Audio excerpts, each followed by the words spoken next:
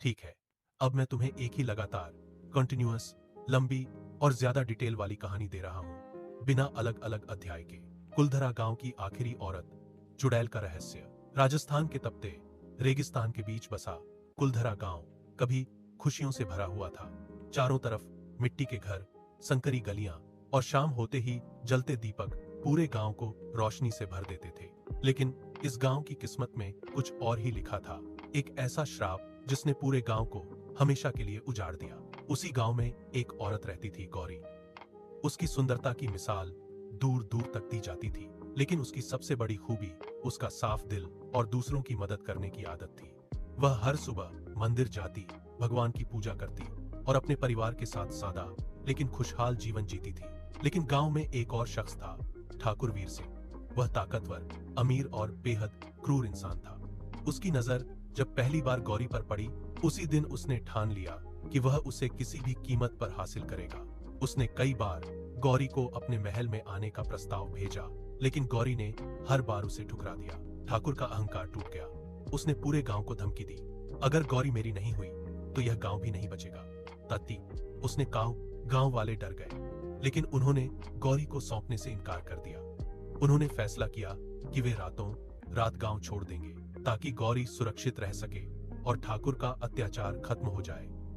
उस रात चांदनी के नीचे पूरा गांव चुपचाप अपना सामान बांधकर निकल पड़ा।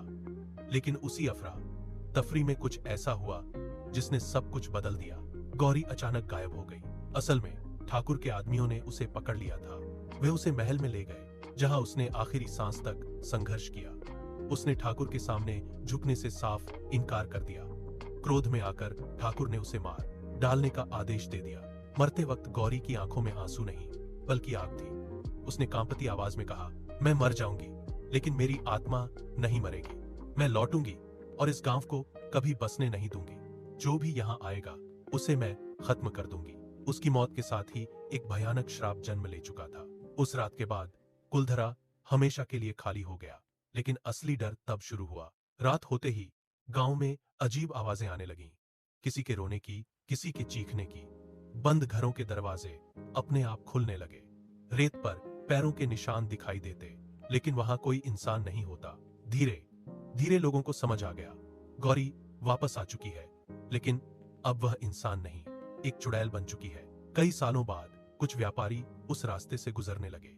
एक रात एक व्यापारी अकेले अपने ऊंट के साथ कुलधरा के पास से गुजर रहा था। तभी उसे दूर एक औरत खड़ी दिखाई दी। उसने धीमी आवाज में कहा, मुझे बचा लो। व्यापारी पहले तो डर गया, लेकिन फिर उसने सोचा कि शायद कोई मुसीबत में है। वह उसके पास गया। जैसे ही उसने औरत का चेहरा देखा, उसकी सांसें थम गईं। उसकी आंखें लाल थीं, बाल बिखरे हुए थे और उसके पैर उल्टी दिशा में मुड़े हुए थे। व्यापारी चीख भी नहीं पाया। अगले दिन उसकी लाश रेत में मिली। अब उस रास्ते से गुजरने की हिम्मत कोई नहीं करता था।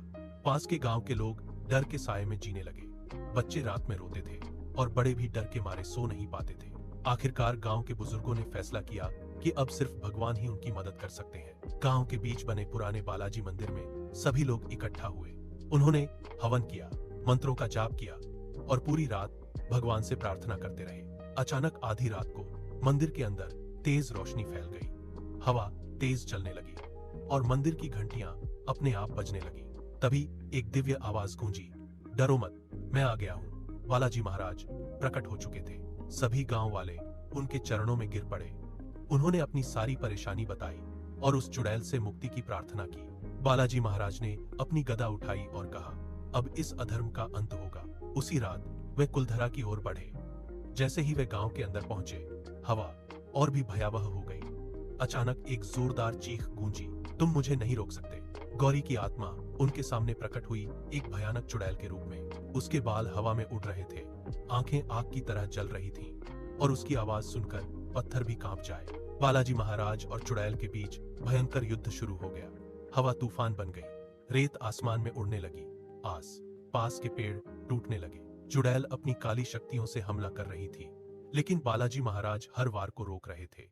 आखिरकार उन्होंने अपनी दिव्य शक्ति से उसे काबू में कर लिया। उन्होंने कहा, तुम्हारा दर्द सही है, लेकिन निर्दोष लोगों को डराना अधर्म है। चुड़ैल की चीखें गूंज उठीं, लेकिन अब वह कमजोर हो चुकी थी।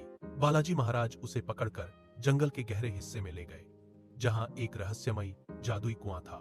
कहा जाता है कि वह कुआं इतना गहरा था कि उसमें गिरी आत्मा कभी बाहर नहीं आ सकती। बालाजी महाराज ने चुड़ैल को उस कुएं में बंद कर दिया और उस पर दिव्य मंत्रों से मुहर लगा दी। जाते जाते उन्होंने कहा, अब यह गांव फिर कभी नहीं बसेगा, लेकिन यहाँ डर भी नहीं रहेगा। उस दिन के बाद कुलधरा हमेशा के लिए शांत हो गया।